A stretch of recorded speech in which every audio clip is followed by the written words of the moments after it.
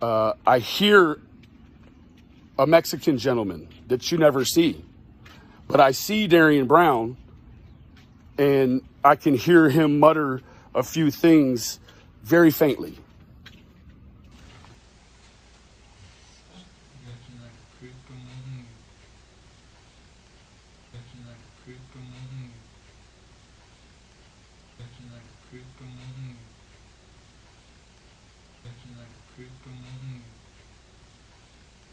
There you have it, guys. That's my deduction on the voices that you hear. If you think something different, please comment below. Just keep it respectful and professional. That's all I ask. And no victim bashing. No victim bashing. Thank you. God bless.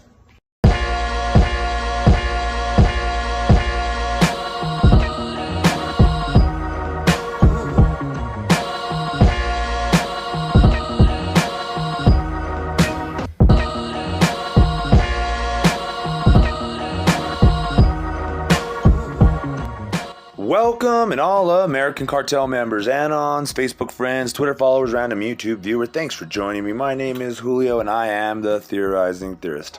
And today we have a doozy of an episode. Now, if you couldn't tell, in the beginning of this episode was some information from Benny. Now he's conceding that it was a conspiracy, not just Brown. He said the killer was behind bars, not the killers, plural. So now I'm wondering, what does Pinkerton know? Pinkerton claimed that there was a Mexican boy there with a camera that recorded everything and that he was cooperating with the police. I don't know how accurate that is, but I do know that now this gentleman here, Mr. Benihana, is claiming to be an insider with Monica, and he's also now claiming that there was a Mexican there recording it, and he could tell that he was a Mexican by the dialect. Now, I'm going to show you the video in its entirety, and I want you to really pay attention to the voice. I've enhanced the voice even more than this supposed engineer has. Don't know why he couldn't turn up the freaking volume on this. I had to do it, but not complaining. Thank God I went to school and got some video editing skills remembered anyway. So, with that said, I'm going to have two videos here. As I was making this video, he dropped another video, what was supposed to be a statement from Monica Sherrod, which ended up turning out to be what I do believe to be private communications with Monica Sherrod that he is currently engaged in. And if you read what they're saying to each other, it sounds like they're in a relationship. That's right, you heard it from me. Sounds like Monica Sherrod and Benihana are dating right now. Maybe they were always dating. I don't know.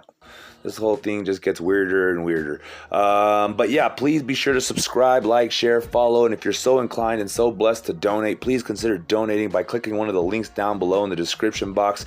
I have a Cash App, Venmo, PayPal, and I very much so appreciate any and all donations, even dollar donations. It does not matter. I just appreciate it for the validation. It's like 10 likes in one, you know, for someone to click the link and go there and do all that and give their hard-earned money over, even if it's $1, just shows all the extra effort that, you know, it would take somebody to hit a simple like button. But with that said, if all you can afford to do is hit the like button, please do so, and make sure you're subscribed and all that good stuff. So anyway, guys, back to the story. At the end of this video, there's two videos. The second half is the one with the supposed Monica statement and the private communications with Benny, between Monica and Benny, what it seems like. Now, please comment down below if I'm wrong or incorrect on that information, especially Benny Hana. If you're listening to this, please feel free to comment below. And if you're listening to this, please understand fair use and copyright. I'm a pro at it. There's nothing you can do here. So anyway, guys, if we were to assume that what this guy is saying is, well, let's just assume that the what we're hearing is a who knows, right? But it sounds a lot more like a certain Kamron. Now, I've never heard Brown speak. I don't know if you guys have. I don't know what his dialect is. It looks like he came from a pretty okay, wealthy family. In other words, maybe he went to private school, even didn't have the ebonics, whatever they call it, in his dialect. Maybe he was, I don't know.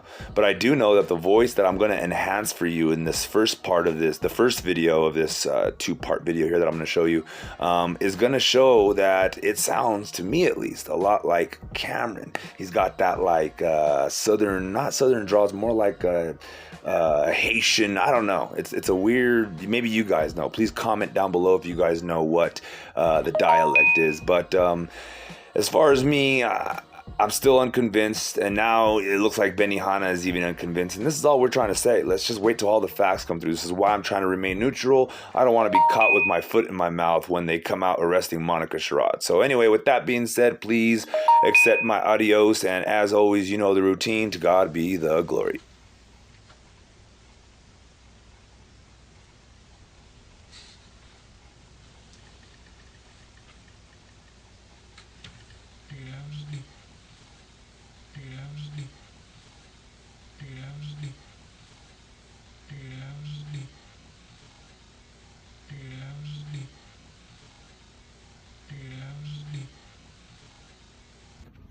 Good afternoon, guys. So, I kind of set the stage earlier in the week, showing all the different pictures and different things. And it was sort of a validation of sorts on a few different levels. But what we'll talk about in regards to those photos today is that I'm very fluent in audio production, mixing and mastering. So I want to just discuss a little bit about what is on this audio here in this video. So as you'll listen to it, I slowed it down, let it run at regular speed. And the interesting thing that I'm going to explain to you here is that you'll hear, and this is my opinion, based upon listening to thousands and thousands of hours of African American voices due to hip hop, and thousands of hours of listening to Hispanic rappers as well. So let me just give you a little bit a rundown of what I'm hearing. So what you're hearing is the expletive blank IGGA. That whole sleep. So here in Texas, everything is described. The adjective for everything is hoe or bitch, right? Say, man, that whole sleep, right? But the sleep, what up, mate? Right? The sleep, the way that the end of it, the eat, it rolled Hispanic-like, okay? Without a doubt. Now, what's interesting about expletive, that whole sleep, it in compression, right? In compression of where it's at in the space, in the pocket of audio. Now, when you think of as far as pan, right? So pan is where the music sits in relation to the environment, or, where a vocal sits in relation to an instrumental or any sound other than the vocal. So the Hispanic sounding expletive, that whole sleep, that's closer to the camera. Now, what's also interesting is when that phrase is said, Brown turns around real quick and looks as if someone said, look, that old sleep. He turns around. Almost like Brown was going to leave out of the room, but then the Mexican gentleman says, no, bro, that old sleep. And turns around and he looks, right? So as Brown is walking away towards the door and out of the camera, you'll hear Brown's voice, and you'll be able to gauge in relation to where he is in the room, also the key of the voice, right? So Of course, these are my deductions based upon many, many years of doing audio engineering, vocal mixing and mastering. They say if you have 10 years or 10,000 hours, you're a master. But that's my line of work, and I'm very good at it. So that's my deduction. I hear a Mexican gentleman that you never see, but I see Darian Brown, and I can hear him mutter a few things very faintly.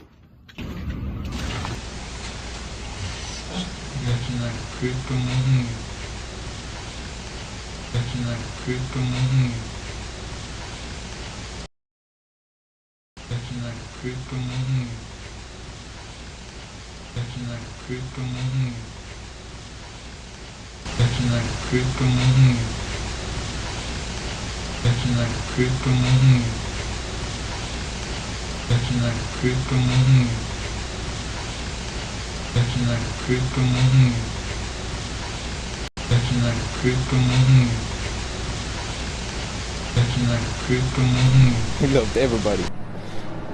The biggest smile ever.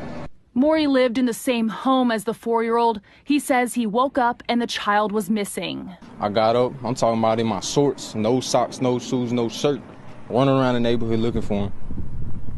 And I run down over there. Maury's mother had been taking care of the child. Police say his biological father dropped him off at their home back in March, and she lost contact with him. She can't stop crying. She's been crying ever since. She don't know what to do. She thinks it's her fault. I tell her it's not. There's no reason for this. Like, what he did was wrong.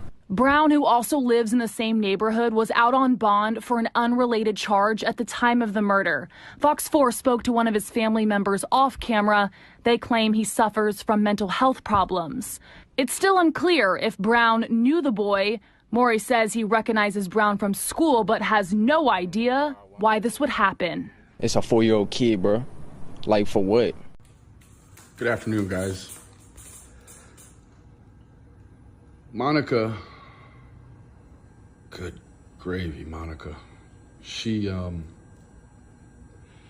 wants to make a statement, but the victim blaming has nullified that. What she did want to do is she wanted to send a message out via me, and maybe this will give you some explanation to the level of care and love that she gave those boys. I think a lot of people are mistaken that she's not talking because she's got something to hide. She's not talking because a boy was taken from her home that she loved like her own son and was butchered in the park down the street and then dumped in the street like a newspaper.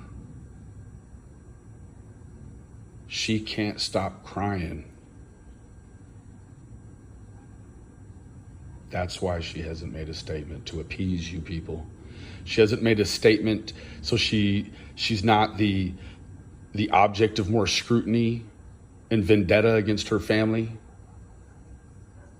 She has nothing bad to say about anyone. She just wants everyone to know how much she loved those boys. I challenge any of you that ever lose a child for any reason, due to custody battle or whatever, if this little boy or little girl in your life used to steal your pens and draw on the wall and be naughty, and you used to get on to them, and then something bad happens, and then you look at that thing that they did at one point in time and it was naughty, and now it breaks your heart, that's not the Monica you're making her out to be.